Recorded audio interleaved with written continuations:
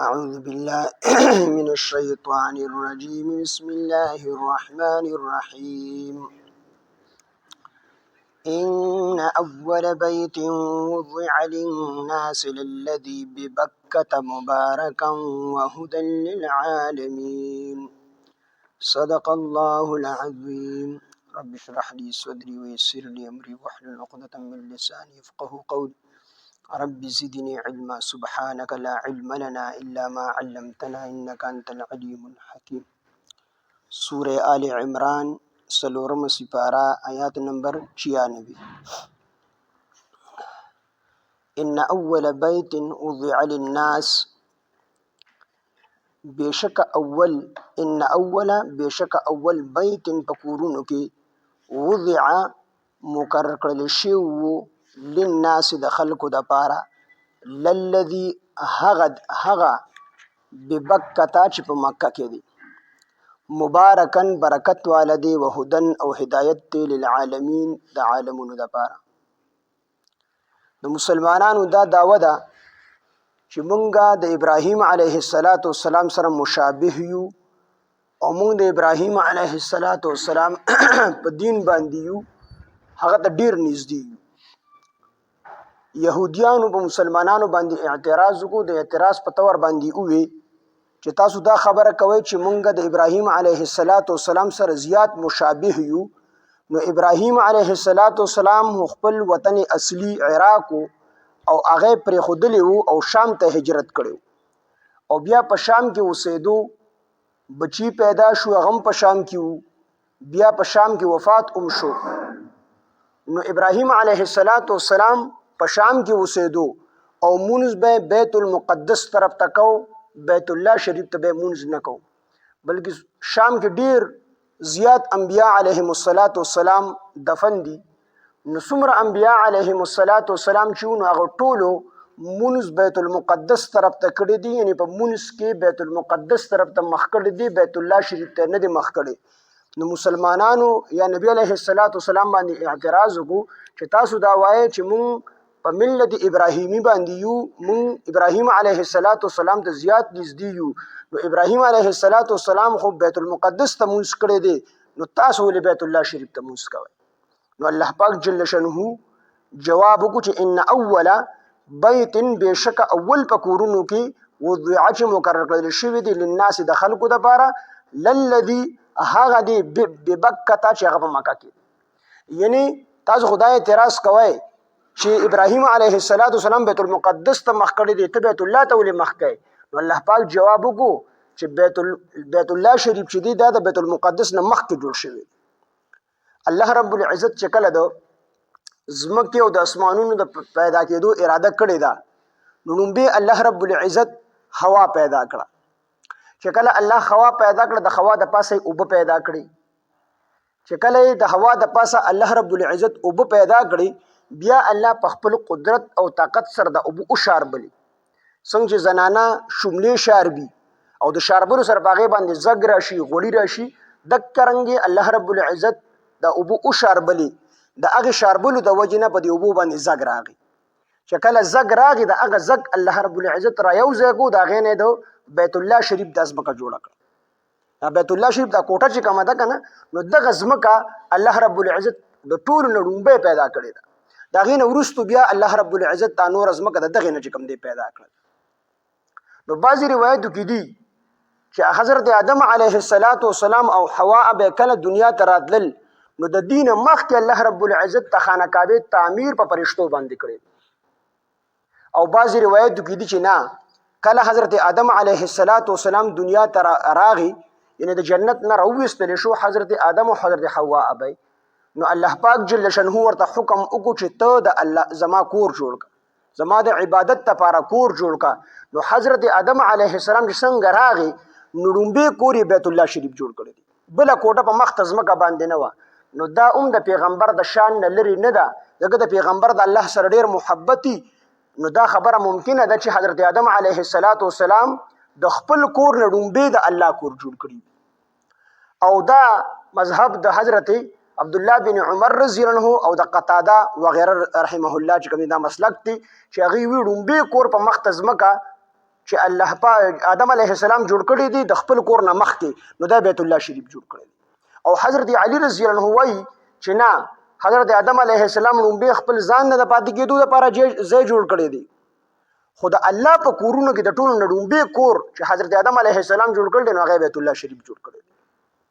نو دا دواړه روایتونه چې کوم دی دا موجود دي. نو بعضې وایي چې نه، دا لومبې خپل کور جوړ کړی دی، وروسته د الله په کورونو کې ټول نه لومبې کور دا بیت الله شریف دی.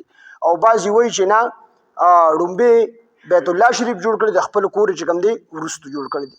نبی علیه السلام فرمایي چې حضرت آدم او حضرت حوا ابه الله رب العزت چې کوم دی دنیا ته راولېږل، نو جبریل علیه السلام ته حکم وکړو چې دې ته ووایي چې د الله کور جوړ کړي، یعنې بیت الله شریف جوړ کړي. نو بیت الله شریف یې جوړ کړو. بیا ورته وفرمیل چې دوی ته ووایه چې دوی د دې نه طواف وکړي. نو ټول حضرت آدم او حضرت حوا ابه دواړو چې کوم دی د بیت الله شریف نه طواف کړی. نو حضرت آدم علیه السلام لومبې کور په مخ ځمکه باندې دا بیت الله شریف جوړ کړی دی. بیا د حضرت آدم علیه السلام چې کوم کور د بیت الله دا کوټه جوړه کړې وه، نو دا د نوح علیه السلام تر زمانې پورې وه.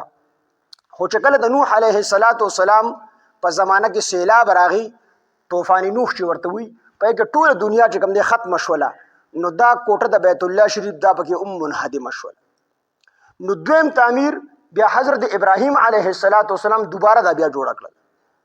وَإِذْ يَرْفَعُ إِبْرَاهِيمُ الْقَوَاعِدَ مِنَ الْبَيْتِ وَإِسْمَاعِيلُ رَبَّنَا تَقَبَّلْ مِنَّا إِنَّكَ أَنْتَ السَّمِيعُ الْعَلِيمُ. دې کې مخکې تیر شوي دي. نو ابراهیم علیه السلام د بیت الله شریف دوباره تعمیر کړل، خو په زړو بنیادونو باندې کړی. نو دوباره بیا حضرت ابراهیم علیه السلام د دې تعمیر وکړو. نو څه وخته پورې دا آباده وه، خو بیا د څه حادثې د وجې نه دا کرک شوله، ورتاوه شوله، منهدم شوله. نو بیا چې کوم دی قبیله جرهم د حضرت اسماعیل علیه السلام چې کومه سخرګنۍ وه، هغې بیا دوباره د دې تعمیر وکړو. نو د قبیله جرهم دغه خانه کعبه څه وخته پورې وه، نو بیا د څه حادثې د وجې دا بیا ورتاوه شوله یا کرک شوله. نو قوم عمالقه دا یو قوم تیر شوی د ډېر مضبوط قوم، نو دوی بیا دوباره چې کوم دی د خانه کعبې تعمیر کړی دی. د هغې نه وروستو د نبي علیه السلام عمر تقریبا 35 سالو، دا بیا کرک شوله. نو قریش مکه چې کوم دی راغون شو او خپل حلالې پیسې راغونډې کړلې. نو د نبی علیه السلام عمر په دغه ټیم کې 35 سالو، د خانه کعبې تعمیر بیا قریشو کړی دی، خو دوی پکې ترمیم کړی دی، بدلون یې پکې کړی دی. هغه دا چې کله دوی پیسې راغونډې کړلې حلالې پیسې، نو حلالې پیسې د دوی کمې وي.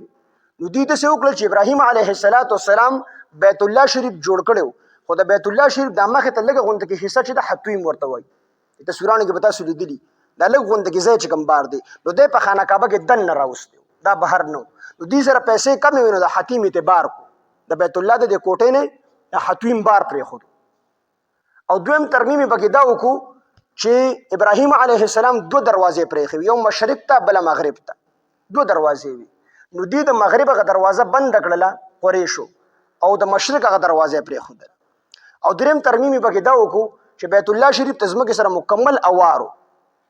نو دوی پکې دا ترمیم وکړو چې دا بیت الله شریف دا کوټه اوچته جوړه کړله چې لاس ورته هیلاغه وررسي، اوچته جوړه کړله. د پاره دی چې قریش کم خلک غواړي نو هغه به ورته ورداخلېږي، او چې په کوم باندې دوی خفه نو بیا به ورته نه ورداخلېږي. نو دا ترمیم یې پکې وکړو.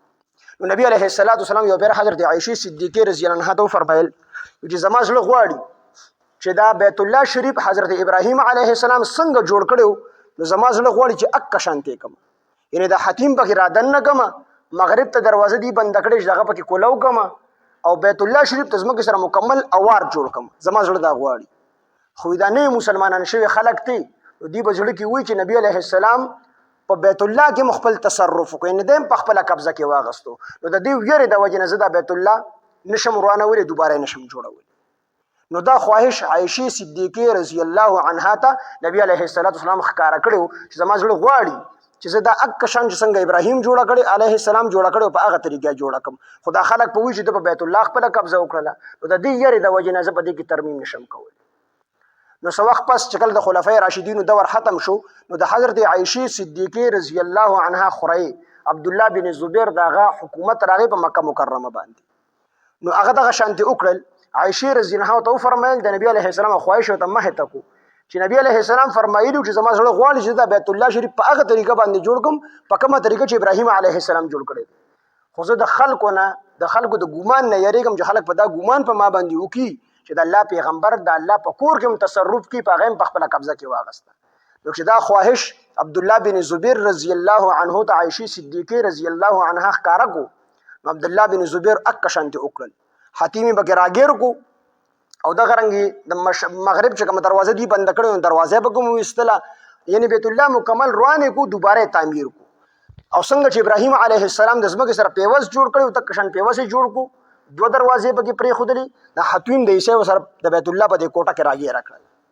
خو دغه وخت ډېر زیات کم او ډېر لږ وږي حکومت کړی دی. بیا په ده باندې حجاج ابن یوسف د په مکه مکرمه باندې حمله وکړله او عبدالله بن زبیر رضی الله عنه یې د مکې مکرمې د بیت الله شریف سره خواته هلته شهید کړو.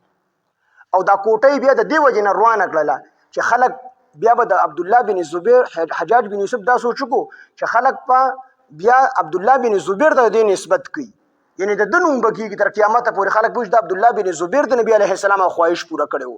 نو د دې وجې نه حجاج بن یوسف راولګېدو او بیت الله شریف یې روان کړو. خلکو ته یې وویل چې عبدالله بن زبیر دا غلط کار کړی و، نبي علیه السلام د ابراهیم علیه السلام په شان نه جوړوله او دې راولګېدو د ابراهیم علیه السلام په شان دې جوړه کړله، نو دا د غلط کار کړی و. نو اکه شان دې جوړه کړه څنګه چې قریشو جوړه کړې دا. اوس چې څنګه ده بس دا د حجاج ابن یوسف ته لاس جوړه کړې.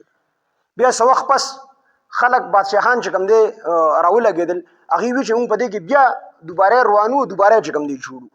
د امام مالک رحمه الله دور چې یعنې د نبي علیه السلام د دې حدیث مطابق چې عایشې رضی الله عنها ته اظهار کړی و چې زما زړه غواړي چې زه د ابراهیم علیه السلام چې څنګه جوړه کړې وه اکه شانتې جوړه کړمه. نو د دې حدیث د وجې نه علما راغون شو، بادشاهان راغون شو او هغوی وی چې دا اکه شانتې جوړو څنګه چې نبي علیه السلام خواهش کړی دی.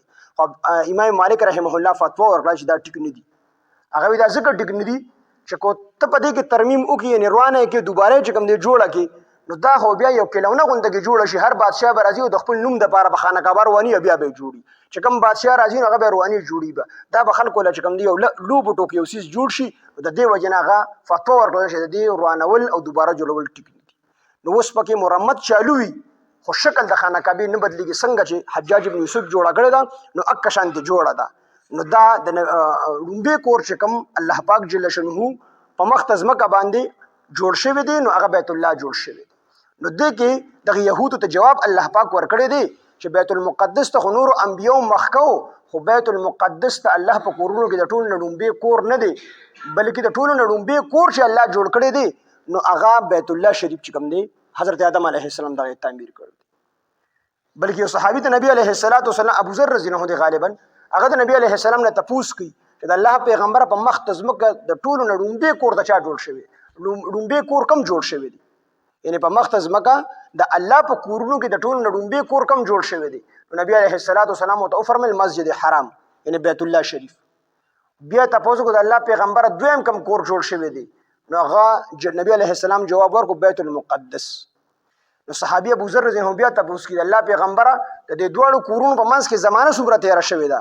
نو نبی علیه السلام وفرمیل سلويخ کاله، یعنی بیت الله شریف سلويخ کاله مخکې جوړ شوی دی او بیت المقدس سلويخ کاله وروسته جوړ شوی دی. خدا نبی علیه السلام د ابراهیم علیه السلام په اعتبار سره وو چې ابراهیم علیه السلام لومبې کور خو خانه کعبه د آدم علیه السلام جوړه کړې وه، ابراهیم علیه السلام په زړو بنیادونو باندې کوم دوباره تعمیر کړی دی.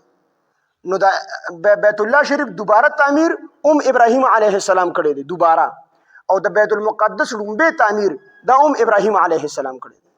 نو لومبې په دغه زړو بنیادونو باندې دیوالونه یې وواله، کوټه یې جوړه کړله کوم چې آدم علیه السلام جوړه کړې وه، بنیادونه یې پاتې وو. ابراهیم علیه السلام راولګېدو په هغې باندې دیوالونه ووالو، کوټه یې پرې جوړه کړه د بیت الله شریف، او د هغې نه 40 کاله پس د بیت المقدس بنیاد یې کېښود، بیت المقدس یې جوړ. بیا وروسته سلیمان علیه السلام د ابراهیم علیه السلام په هغه بنیادونو باندې دوباره بیت المقدس تعمیر کړی. خو لومبې ابراهیم علیه السلام، نو بیت الله شریف دوباره تعمیر او د بیت المقدس لومبې تعمیر دا دواړه چې کوم دی ابراهیم علیه السلام کړي دي، او د دې دواړو په منځ کې 40 کاله فاصله تېره شوې ده.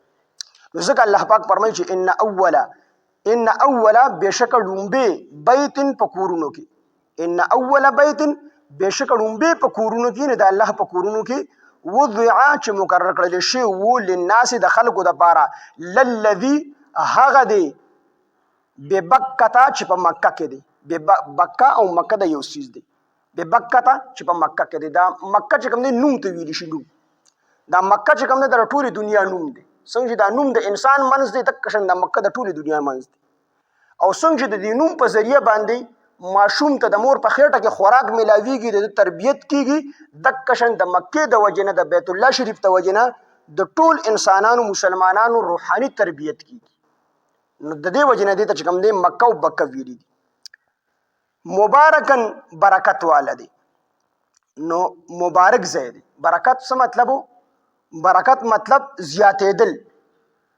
نو مکه مکرمه یعنی بیت الله شریف خو زیاتېږي نه خو د دې دغه چې کوم دی تاریخ ډېر اوږد دی یعنی د پیدایش د ځمکې نه چې کوم دی مخکې الله پاک جوړه کړې ده په فرشتو باندې یا آدم علیه السلام چې راغلی دی جوړه کړې ده او تر اوسه پورې تر قیامته پورې دا موجوده وي او په دې کې الله پاک ډېر لوی برکتونه ایښي او مونږ تاسو څوک چې الله پاک حج له بوتلي دي او الله پاک چې څوک نه دي بوتلي هغې دي مونږ ټول د الله پاک حج له بار بار بوځي نو هغې لیدلي دي چې هلته کې خپل سبزي او خپل فروټ وغیره دا چې کوم دي دومره زیات نه کیږي د بار نه ورته راځي خو تر نن تاریخه پورې په مکه مکرمه کې د سیس کمې نه دی راغلی دا چا نه دي ویل چې هلته کې دا سیس خلاص شوی دی یا دا یو سیس نه میلاویږي بلکې بعضې خلک یې پیژني نه او هلته کې هغه سیس موجود نو هر قسمه سیزونه الله پاک هلته کې پیدا کړي په سوونو په زرګونو په لکونو حاجیان ځي او هلته کې څاروي چې کوم دی علالي په چا باندې دم ووړي دا یو قرباني خو هر یو کوي خو بعضې پکې 2 او 3 قربانۍ کوي 4 پکې کوي 5 پکې کوي